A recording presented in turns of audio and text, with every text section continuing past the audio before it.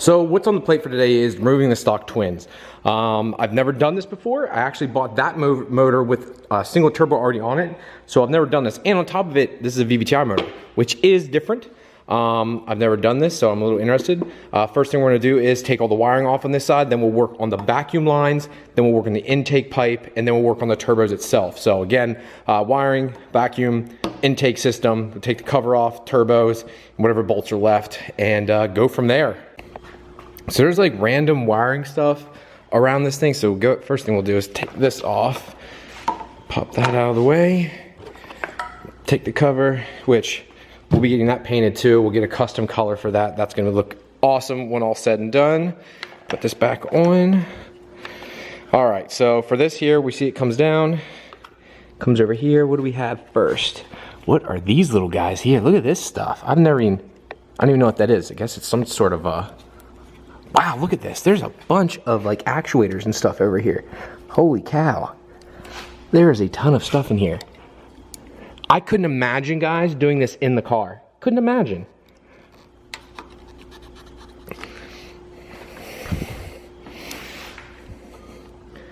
Got another one here. I'll have to pull that off then. What do we got back here? Got another one right here.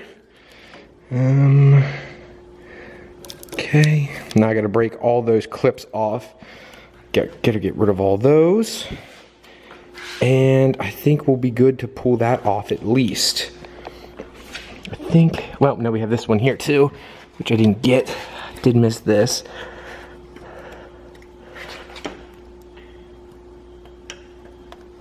There we go. Oh, there's one above it. Shit, I didn't get that undone. I thought I did. Okay, so what I did next was went ahead and unbolted this. There's only a couple bolts, guys, and then you get these vacuum lines, so you're gonna have to cut some. Then again, if you're reusing this, don't ever reuse vacuum lines. As cheap as they are, just buy new ones. Don't ever reuse them. But this should all come out now. I don't think it's bolted down anywhere else. It's just tight. There's a bunch of lines everywhere here. Come on. Oh, nope, I forgot one. There we go. Come on. Aha. Now that's off. Good. All right, next up, we have to take off the intake pipe here. So we have all this piping and stuff up top. Goes down to the turbo here. It's your rear turbo, and then there's your front turbo. So it's a 2.8 twin turbo system. It's your first turbo kicks on, then your secondary. Actually, I'm not sure if this one actually kicks on first or this one. I don't want to lie to you guys. Someone in the comments would go, well, Ryan, actually, the front turbo doesn't actually kick on first. It's actually the rear turbo, and the reason is bloody don't give a shit. So I'm just gonna skip that part. So we're gonna go ahead and start taking off the rest here. We'll take off this pipe here, and let's get this upper intake system off. So when you take off this first pipe here, it'll loosen all that up. Turbo's in pretty good condition there. And then I just kind of rotate this up. I'm gonna take off this little worm ring here, so I can pull this back half off and then get the front pipe off. You'll remove these two bolts then, which one is missing. Remove those two bolts then, and yeah, should be good to go.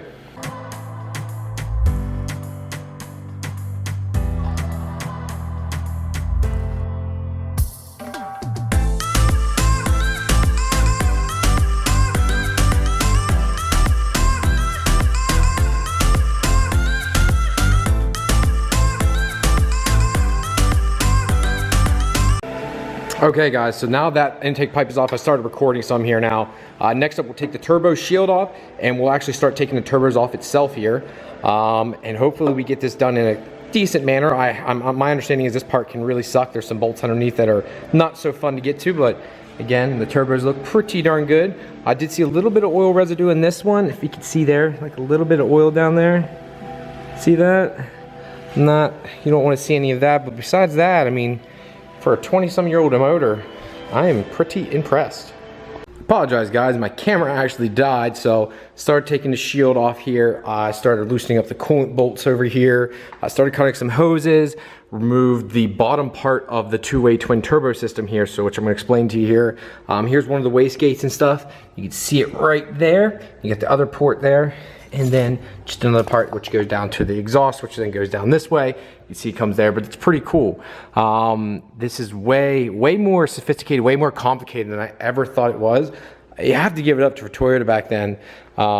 This is pretty impressive. But the one thing I will say, they never used the KISS system. Keep it simple, stupid. They never used that, or for themselves, the Kaizen system, which they invented, which Toyota is known for being probably, if not probably, they are known for being the most efficient car company and manufacturer in the world, period, end of story. Everyone pretty much bases their manufacturing off of them. Fun fact, when I worked at Volvo Construction Equipment, we actually used the Kaizen system. Now, we called it something else, but it literally was a complete 100% knockoff of the Kaizen system. So just shows you how impressive Toyota is as a company, and probably why they're one of the most profitable companies in the world. Not just the most profitable car company, but one of the most profitable companies in the world. But I digress. There's a couple more things I need to get to, and hopefully I can get the bottom bolts off. I need to take off this piece here, and then I think I can start knocking those bottom bolts off. I'm not gonna even bother taking the top off, and then if I can get all three of the bottom off, and then I can remove these bolts, because those are for the oil right there. And there's another one over here for the oil. And that's it. Now these got to come off too. So, okay, super close, guys. Guys, down the nitty gritty. The worst part here is going to be breaking loose the top bolts, because I was trying to do the very top ones there, and no fun. Again, I am so fortunate that I have this out, because I can get a breaker bar on it now. I've got everything off. The last thing I got to do is the oil feed and these oil return lines, which went down here and went into the pan, which I'll be using that return again too. This one's threaded, and I've got a bunch of leftover parts. Now the one on my actual car is actually welded, so I haven't decided yet. I think welded is a better idea, personally, just because that's one less chance it can get a leak from, because you got to bolt it here, then you screw into it, so you get 2 extra points of leakage versus just 1 point. Now some guys say, well, if you cross thread, well, knock on wood, I've never done that in the current one I have, so I'd like to think I won't. So we got to take those feeds off and this return, and look how much stuff this is so far. Like, there's just piles of crap, which hope the guy that wants this, I'm giving you everything, man. You get to keep it all. I don't want any of it. So I think he just wanted this part of it, but he's getting all of it. And then he can sell, do whatever the heck he wants with it. This is the last bolt, which I loosened up when I was holding it. I was told these are heavy. I don't know how heavy they were until right now. Holy ballsack.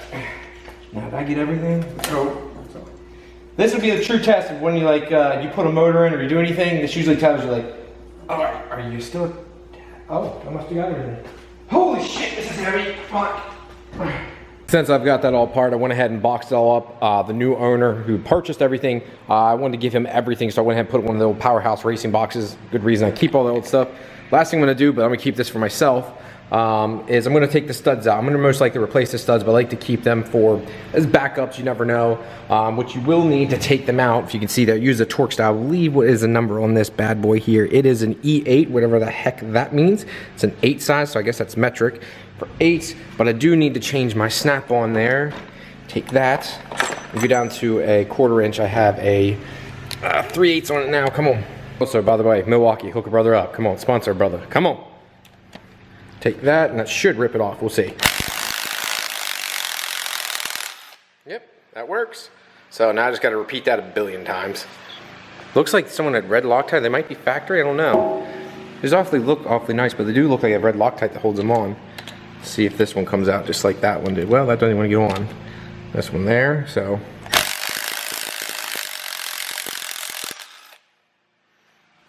These seem like it'd be stuck on there, boys. All right, now guys, it's time to remove the rest of the wiring here and finish this up. So what I need to do is take the intake manifold off to get some of the wiring off, and I've got a couple grounds here. So I've got a ground right there. I've got a ground there. I've got a couple bolts where it actually holds on the factory wiring harness. And then there's stuff on it. Again, I never had in my old motor. We had knock sensors here. I don't know what it's for. Obviously, coolant's going through it. I am not sure what that's for, but I'm going to find out. It's fun learning. I'm enjoying the heck out of this as I go along, and figuring out what everything is as I just go, what's that? Look it up and go, okay, that's easy. So yeah, let's get the rest of this wiring off and get this thing completely torn apart. I really want to get the valve covers off, and I'm trying to do it right by taking all the wiring off first, and then I'll tackle the valve covers and all that good stuff and take the spark plugs out of it and start really tearing it down. Well, unfortunately too, a lot of this is damaged. I was like, well, maybe I'll sell it, but I wouldn't feel right selling this. I'm probably gonna cut clips off it. I might just keep it for backup for plugs and whatever I need, but I wouldn't feel right selling the ECU and all that stuff. It'll be okay, but a lot of like the clips and stuff were, the wires weren't cut, but like a lot of things were like depinned and stuff, and like just old, like stuff was hit. I've watched other videos too. When you get these cars from Japan, they're sitting in junkyards, they're getting shipped from overseas, they're banging around, they're not exactly shipped perfectly. So that kind of stuff is going to happen. I don't expect much more than that. That all being said, I'm not willing to take the chance. I did notice though, look at the oil in there. See if I can get that to show. See that oil sitting there? Look at that. So looks like it had some maybe bad valve stem seals or whatever. So I'm gonna have to replace all that. Not a big deal. I plan on doing it anyways. Plan on taking the whole head off, new head gasket, cleaning the head, checking out the cams and stuff. Although I would like to use stock cams since this is VVTi. I don't want to go to a really aggressive cam in this, which is like, you're like, whoa, Ryan, aggressive cams sound good. They do sound good. They sound freaking amazing. But with VVTi, you kind of lose the whole point of it when you go to an overly huge cam. So if anything, I'll do like a very mild cam.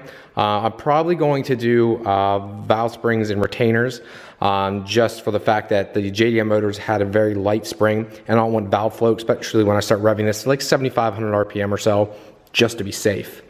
Now lastly, here's guys, what I need to do is I gotta take the bottom off there yet. What I need to do too here is I need to take these bolts off here. This is a coolant line, passage line that I'll be no longer using. I've actually allowed coolant up to the throttle body.